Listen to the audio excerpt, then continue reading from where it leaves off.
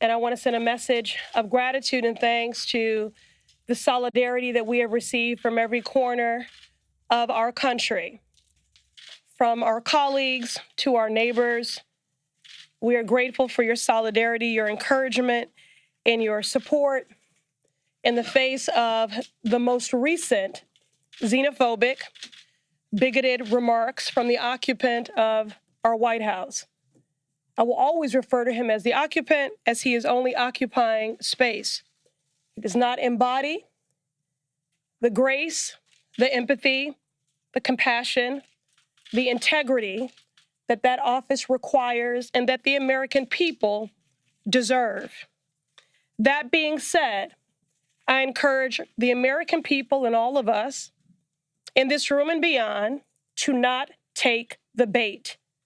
This is a disruptive distraction from the issues of care, concern, and consequence to the American people. That we were sent here with a decisive mandate from our constituents to work on. Everything from reducing the cost of prescription drugs, to addressing our affordable housing crisis, to ensuring that the American people have more than health insurance, but health care. More recently, thanks to the partnership of Chairman Elijah Cummings and the advocacy of myself and a coalition of advocates I've worked with for decades, we held the first hearing on childhood trauma. And in sitting in that hearing, as we heard about the many manifestations and iterations of childhood trauma, in the wake of the public health crisis and epidemic that is gun violence, in the wake of PTSD, in the wake of those battling substance abuse disorder and a host of other things, it was impossible not to think of the trauma that is being inflicted upon children every day at our border. At the end of the day, if we improve the conditions of children in a cage, they are still in a cage. And we are viscerally, vigorously, and fundamentally opposed to the criminalizing, the vilifying, the mass detention and deportation of migrant families who are simply doing what is their legal human right, and that is to seek asylum.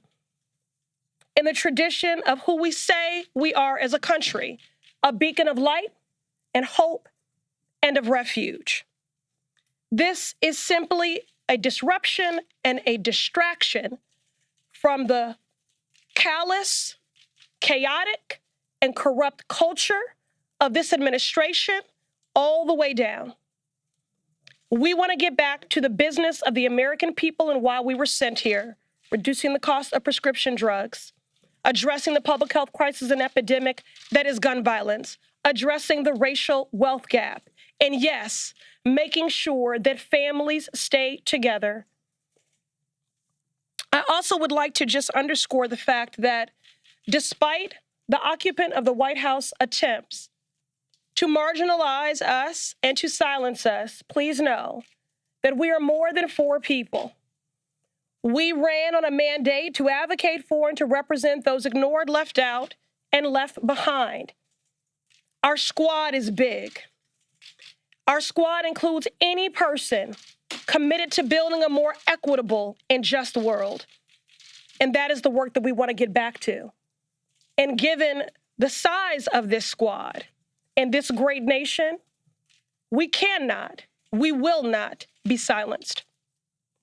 And now I'll invite Representative Omar to offer a few words as well.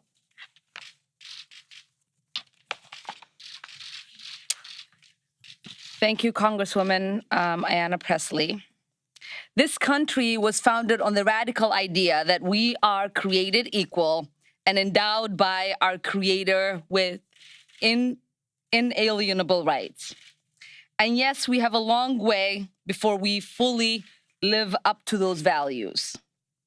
It is for this reason precisely that we have to take action when a president is openly violating the oath he took to the Constitution of the United States and the core values we aspire to. As Martin Luther King said, all we say to America is, be true to what you say on paper. I believe this is a pivotal moment in our country. The eyes of history is watching us. Right now, the president is carrying out mass deportation raids across this country in each one of our districts. Right now, the president is committing human rights abuses at the border, keeping children in cages, and having human beings drinking out of toilets. This president, who has been credibly accused of committing multiple crimes, including colluding with foreign government to interfere with our election. This is a president who has overseen the most corrupt administration in our history and pursued an agenda to allow millions of Americans to die from a lack of health care while he transfers millions of dollars in tax cuts to corporations. This is a president who has said, grab women by the pussy. This is a president who's called black athletes sons of bitches. This is a president who has called black people who come from black and brown countries shitholes. This is a president who has equated neo-Nazis with those who protest against them in Charlottesville. This is a president who has openly violated the very value our country aspires to uphold: equality under the law, religious liberty, equal protection, and protection from persecution. And to distract from that, he's launching a blatantly racist attack on 4 duly elected members of the United States House of Representatives, all of whom are women of color. This is the agenda of white nationalists. Whether it is happening in chat rooms or it's happening on national TV, and now it's reached the White House garden. He would love nothing more than to divide our country based on race, religion, gender, orientation, or immigration status, because this is the only way he knows he can prevent the solidarity of us working together across all of our differences. The only way to prevent us confronting the problems our country is facing, whether it is healthcare, climate change, student debt, or our endless wars. This is his plan to pit us against one another. This is how he can continue to enrich his friends and distract us from the detrimental policies that his administration is pushing forth. So we can either continue to enable this president and report on the pile of garbage that comes out of his mouth, or we can hold him accountable to his crimes. We can continue to turn a blind eye of the multiple crimes he's accused of. We can stand while he violates people's basic human rights and the responsibility that his administration has for the deaths of children on our border, or we can take action. I have not made impeachment central to my election or my tenure, but since the day that I'd gotten elected, I'd said to people, it is not if he will be impeached, but when. So it is time for us to stop allowing this president to make a mockery out of our Constitution. It's time for us to impeach this president. So now we're going to have Congresswoman Alexandria Ocasio-Cortez. Good afternoon, everyone. I'll try to keep things as brief, I guess, as I can, but who knows when I get on a roll, right? When I was a little girl, my father took me to the reflecting pool here. We were on a road trip from New York to Florida to visit family. And I've told this story before, but it was my first time ever visiting Washington, D.C. And It was my only time visiting Washington, D.C. for years, if not decades. And he rested me on the side of the reflecting pool and had my toes dip in the water. And he had me look at the Washington Monument, had me look at the Capitol, had me look at the entirety of the capital of our great country. And he looked at everything and he pointed to all of it and he said, this belongs to all of us. This belongs to you and it belongs to me. And so the first note that I want to tell children across this country is that no matter what the president says, this country belongs to you. And it belongs to everyone. And today, that very notion was challenged. This weekend, that very notion was challenged. So I am not surprised when the president says that 4 sitting members of Congress should, quote, go back to their own country when he has authorized raids without warrants on thousands of families across this country. I am not surprised that he uses the rhetoric that he does when he violates international human rights and takes thousands of children away from their families. I am not surprised that he has turned our public education system under the leadership of Betsy DeVos into a cash cow to enrich himself and his friends. I am not surprised when he corrupts via the Secretary of Transportation. I am not surprised at what he's doing. But I also know that we're focused on making it better because we don't leave the things that we love. And when we love this country, what that means is that we propose the solutions to fix it. We love all people in this country, and that's why we believe healthcare is a human right. We love all children in this country, and because we do, that's why we fight for education for all children through college. And so we'll stay focused on our agenda, and we won't get caught slipping, because all of this is a distraction. It's a distraction from what's most important and from our core values as American citizens. And with that, I'll hand it over to Rashida Tlaib. Thank you so much. Thank you to my sisters in service. Thank you all so much for being here. As we all know, the recent tweets and words from the president are simply a continuation of his racist and xenophobic playbook. We cannot allow these hateful actions by the president to distract us from the critical work to hold this administration accountable to the inhumane conditions at the border that is separating children from their loved ones and caging them up in illegal, horrific conditions. I represent the 3rd poorest congressional district in this country, one that is made of working people who have been targeted by this administration, and their actions and words are hurting them today.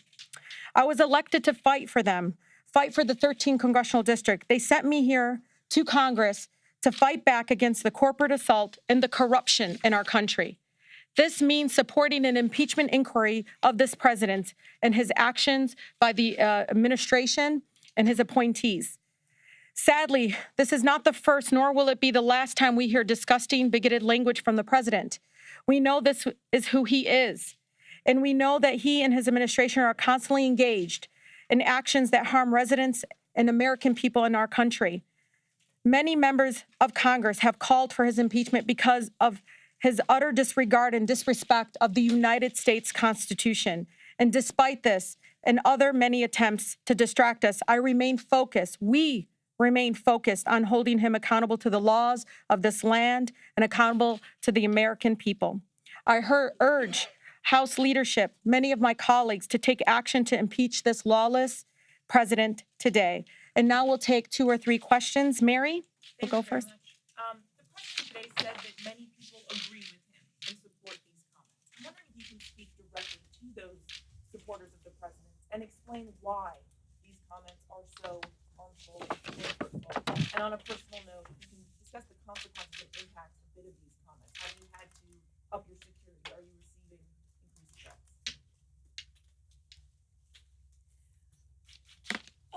I would just say that the experience that he offered is in contradiction to the experience that I have every day, including in the airport on my way here.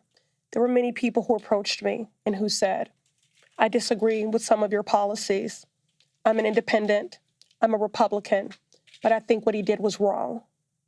And he won't apologize, but I am going to apologize. So I have experienced nothing in the wake of those comments, again, but words of denouncing these xenophobic, bigoted words. But again, this is a distraction, and we should not take the bait. We can sit here and continue to recycle his hateful rhetoric, of which I cannot feign surprise or inflated outrage, because he is, if nothing else, predictable. What we are focused on are the hateful policies that are draconian and oppressive and life-threatening and family-separating that is being rolled out by this administration every day. Congresswoman Omar, Congresswoman Omar in particular, but to all of you, can you respond to some of the president's specific claims, most notably that you're a communist and that you're pro-Al-Qaeda?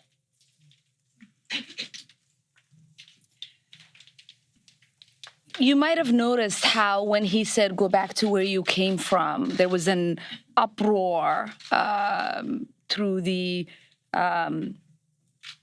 through all of our communities, because every single person who's brown and black at some point in their life in this country heard that.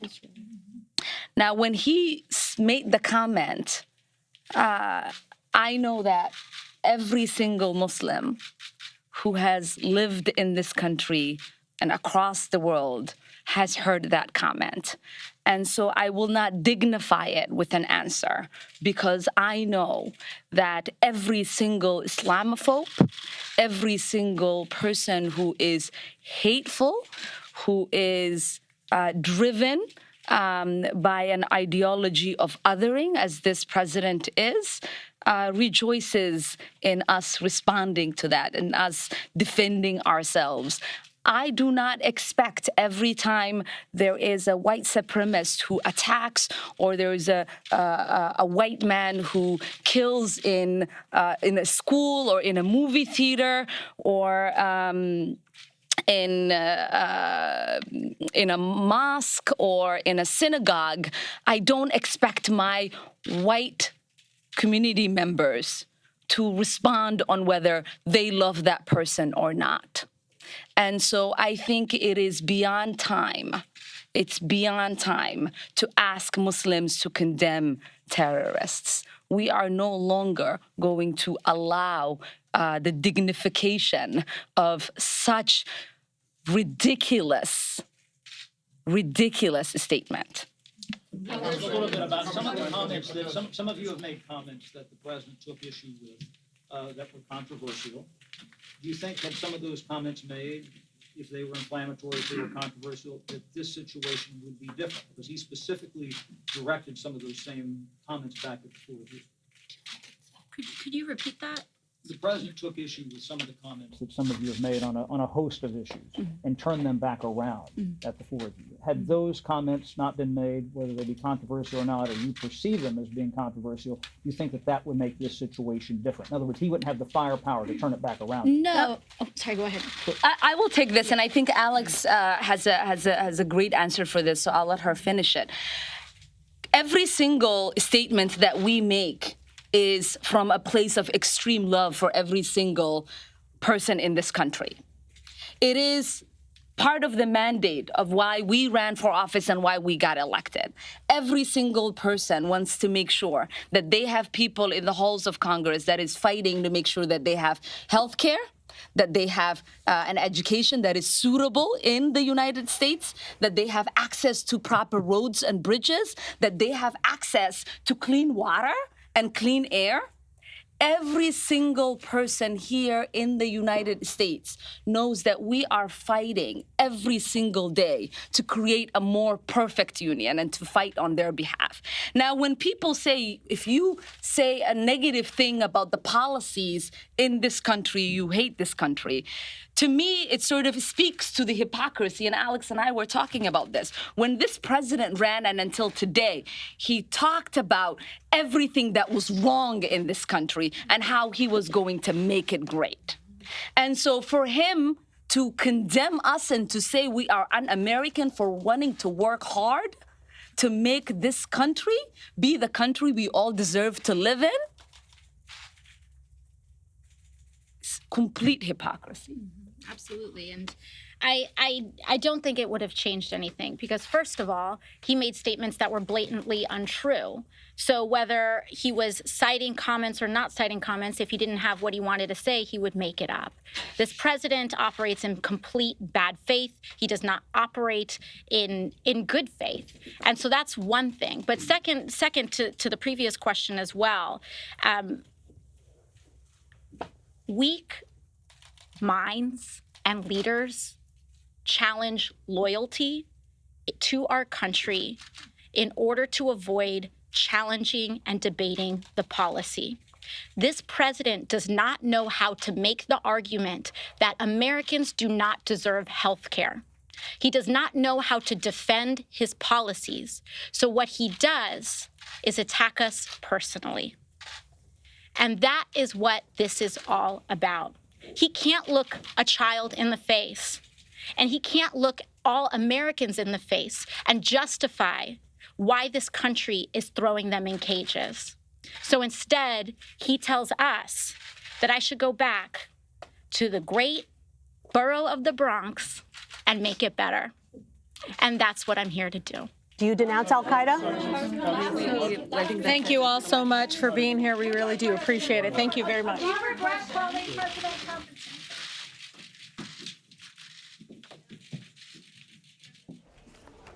All right, we've been listening to Democratic Congresswomen Alexandria Ocasio-Cortez of New York, Ayanna Pressley of Massachusetts, Ilhan Omar of Minnesota, and Rashida Tlaib of Michigan.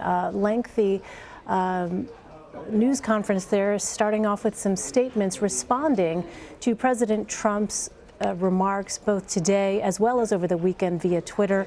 Let's go ahead and bring back in Jill Colvin, Antoine Seawright, and Leslie Sanchez. Jill is a White House reporter for the Associated Press. Antoine is a CBSN political contributor, the CEO of Blueprint Strategies, and a senior advisor to the Democratic Congressional Campaign Committee. And Leslie is a CBS News contributor and Republican strategist. Jill, let me start with you because it was very interesting to hear the direct sort of rebuttal and reaction from these congresswomen varied somewhat. We heard from Representative Ayanna Pressley, do not take the bait. This, meaning this back and forth that is now taking place, this is a disruptive distraction, she said, from the issues of care, concern, and consequence for the American people. We want to get back to the business of the American people. We also heard a similar message from Representative Ocasio-Cortez, who said, with respect to the president saying people should leave the country, she said, we don't leave the things that we love. When we love this country, that means we propose the solutions to fix it. At the same time, we heard from both Representatives Ilhan Omar and Rashida Tlaib calls for impeachment. This, we know, is a fault line within the Democratic Party. This is not at all the direction that we know House Speaker Nancy Pelosi wants to go. What did you hear from those Democratic congresswomen, and especially with respect to this notion of impeachment? Could that potentially be a political gift for this president? Yeah, I mean, I thought that was really interesting that they went there. Obviously, there are members who have been pushing Nancy Pelosi, urging her to move in that direction, and who've been very frustrated by the fact that that's not where they have moved yet. So interesting that that was part of this. I mean, also just listening to their stories, listening to the way that they, described how they'd been personally impacted by this. I thought interesting at the very end there where we heard AOC talk a little bit about how the president ran on this platform of Make America Great Again. Well, that suggests that there's something wrong with this country, and bringing up this idea that, you should be able to criticize the country and that doesn't put, your patriotism or something like that into question. But yeah, I think you also saw at the very beginning there where they described that their squad is the name that they've used to describe themselves. They said it's not just the four of us, it's a larger group of people. And I think that was a little bit of a dig at Nancy Pelosi there, just trying to, again, focus attention on the power that these four Democratic congresswomen and their colleagues, or the more liberal, the younger branch of the Democratic Party, and that pressure that they're putting on the party. One thing I'll also say is I just think it's interesting that, President Trump, by highlighting these women, have given them such a stage here. You know, maybe people would have known about AOC because she's so savvy on social media, but you really saw all four of these women here really, on the stage with networks taking their comments live across the nation, really elevating them, putting them on a stage for the future. Really good point. Let's turn now to our CBS News chief congressional correspondent, Nancy Cordes, who was in the room there as these four Democratic congresswomen were speaking. And Nancy, what is your take on what we just heard from the congresswomen there? Well, it was interesting that the four of them wanted to call out the president for his language. They know that they've got basically the entire party on their side on that, and frankly, a growing number of Republicans. But they did not really address some of the many claims that he made about them, both in those tweets and then in the various press availabilities that he had throughout the course of the day. I asked Congresswoman Ilhan Omar in particular about the president's claim that she is pro-Al-Qaeda, and she really declined the opportunity to say that she is, of course, not pro-Al-Qaeda. In fact, she said that, like many Muslims, she is tired of having to answer for various terrorist acts around the world and denounce each one of them, that she doesn't believe that white supremacists are asked to do that when white shooters go on mass shooting sprees, and so she didn't feel that she needed to weigh in one way or the other. Clearly, these four lawmakers were looking to keep the focus less on what the president had to say about them and more on the fact that he said it at all, and the fact that in their view and in the views of many here on Capitol Hill, his claims were not just tinged with racism, but were outright racist. So as we've been speaking, I see President Trump has just tweeted here in the last couple of minutes saying the Obama administration built the cages, not the Trump administration. Democrats must give us the votes to change bad immigration laws. Nancy, while we have you, just very quickly, I mean, what are the chances realistically, given this political landscape that we're in, of any kind of immigration deal coming out?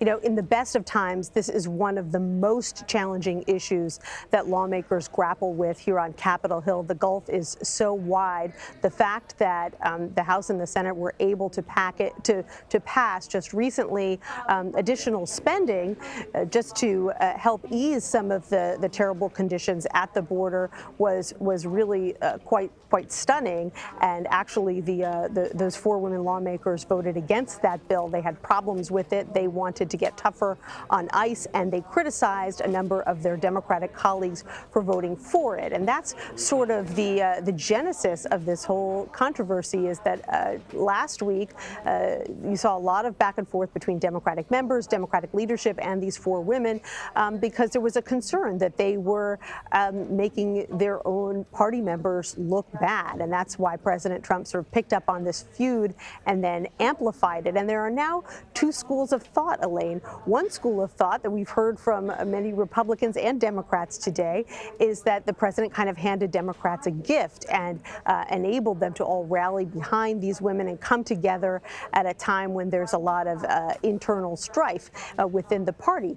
There's another school of thought that we've heard that is that this president is basically elevating these four very progressive new members of Congress and essentially presenting them as the face of the Democratic Party. And that is something that is somewhat concerning to Democratic leaders who are trying to preserve their majority, a majority that they believe they got back in part because so many moderate Democrats were able to win in swing districts. All right, let's go ahead and listen to some sound from just a short time ago. This is from Representative Ayanna Pressley. Let's listen to that.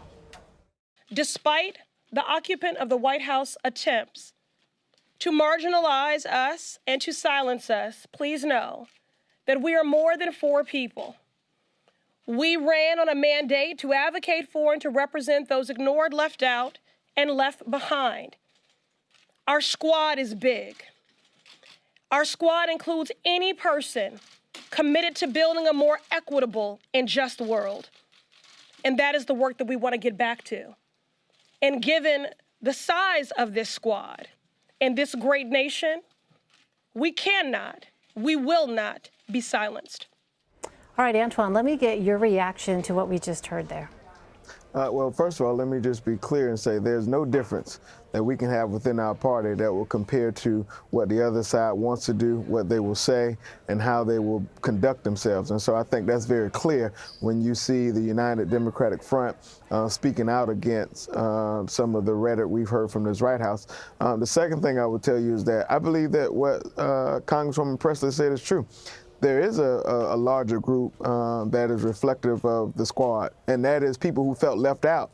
But they felt left out by the Republican majority that held the Congress before 2018. And that's why you saw people come out in groves and in large numbers to support Democrats, those who felt left out and felt like they didn't have a voice.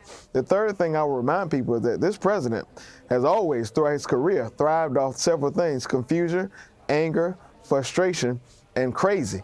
That is very reflective of what we see, what we've seen from him to this point in the White House and what we see from him now. And it's so easy for him to go to his comfort zone, and that's sowing out racism, division, and hate, because he's failed the American people on the policy. So I commend these ladies for focusing on that aspect of, let's not be distracted. Let's highlight the fact that he and this administration and Republicans in Congress, particularly U.S. Senate, have failed the American people on policy, and we can't get distracted by that, because the voters made it loud and clear they have a hunger and a thirst for passing a policy agenda that will speak to their needs loud and clear.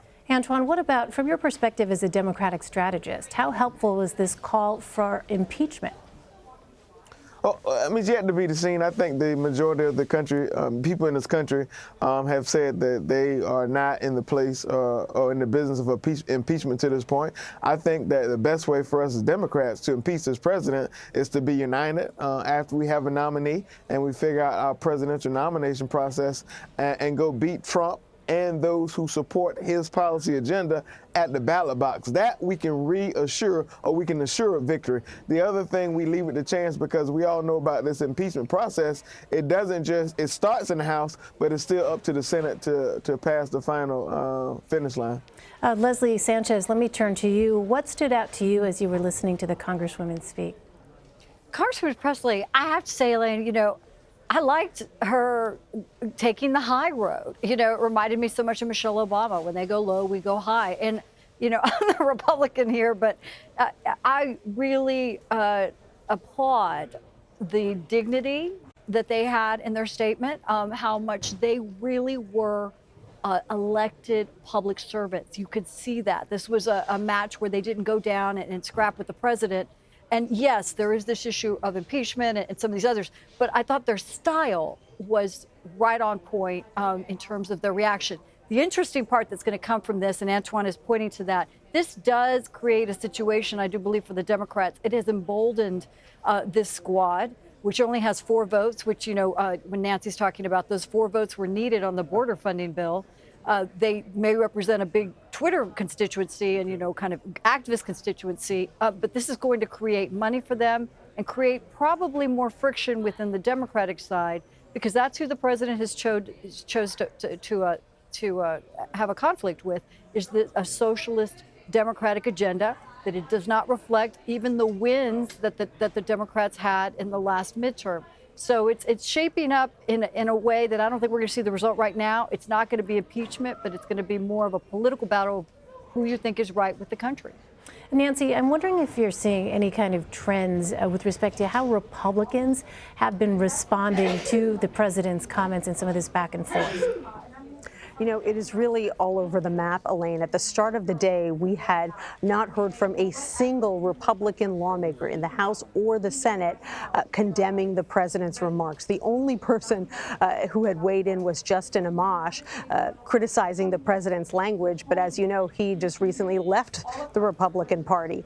So that was it. Over the course of the day, though, there was sort of a steady trickle of mostly moderate Republicans going on the record, either through tweets or in interviews, interviews to say that that they did not condone the president's language. Some of them in pretty blatant terms. I was talking to Will Hurd of Texas, who said point blank the president's language was racist and xenophobic, and that beyond that, the president's facts were wrong. And he felt that this was going to unify the Democratic Party as a result, so he thought it was bad strategy, too. So we have heard that from, I'd say, 1 or 2 dozen Republicans. The Republicans we haven't heard from yet, interestingly, Elaine, are the members of Republican leadership. We have been reaching out to them all day in the House and in the Senate, the top 2 leaders in the House, top 2 leaders in the Senate, and it has been radio silence. At one point, we caught up with the Minority Whip Steve Scalise as he came into the Capitol today and asked him about this. He said, we're going to have more to say, but we haven't heard it yet. And so clearly, Republican leaders are taking a backseat here to some of their own members. And by the way, I should point out, I've talked to a number of Republicans defending the president, saying, of course he's not a racist, and that he's just frustrated by what he sees going on here on Capitol Hill and has every right to speak his mind. Really interesting to hear, especially the part about not being able to get any kind of reaction just yet from Republican leadership. Let's go ahead and play some more sound. This now from Congresswoman Alexandria Ocasio-Cortez. Let's listen to that. This president does not know how to make the argument that Americans do not deserve health care. He does not know how to defend his policies. So what he does is attack us personally. And that is what this is all about. So Jill Colvin there at the White House, you know, it's been fascinating to watch because the president clearly was watching this news conference take place and this press availability take place because he tweeted during it in direct response to it. What is it that you're hearing from aides to the president about this kind of strategy and focus on these 4 particular female lawmakers? Well, right now, everything that we've heard from the White House is, amplifying the president's message here, really trying to pivot today to this idea that if these members are not happy with what he's doing, that they should leave the country, as opposed to suggesting that they should leave the country because they're somehow un-American and that they don't belong to be here. And so we've seen them really trying to amplify that message. A statement, for instance, from the new press secretary, Stephanie Grisham. But I think what's been surprising is also what we haven't heard from the White House. In the hours after the president's original trio of tweets yesterday, we heard nothing from the White House and from the campaign. The president is building a very large campaign team right now. He's got a lot of outside allies, and we really didn't hear anything from them defending him. And I think what that is, and is another example of, they just so extensively take their cues from the president. They wait to see how he's going to react. They're very nervous about the idea that they might go out and say something and then he'll contradict them, or he'll decide that that's not the direction that he wanted to go in. And so they're just this waiting game of seeing how the president is going to react to it, how he is responding to especially the media coverage of something that's happened, and then trying to just echo the message that the president himself is putting out. Yeah, it'll be really interesting, perhaps months from now to find out whether or not for voters out there, what exactly they have been able to kind of discern from all of this back and forth, what their takeaway has been. All right, Nancy Cortez, Jill Colvin, Antoine Seawright, and Leslie Sanchez, thank you all so much. Really appreciate it. Coming up after a break, reaction from the 2020 Democratic field on the president's racially charged tweets. We'll show you how the issue is galvanizing the candidates. You're watching Red and Blue.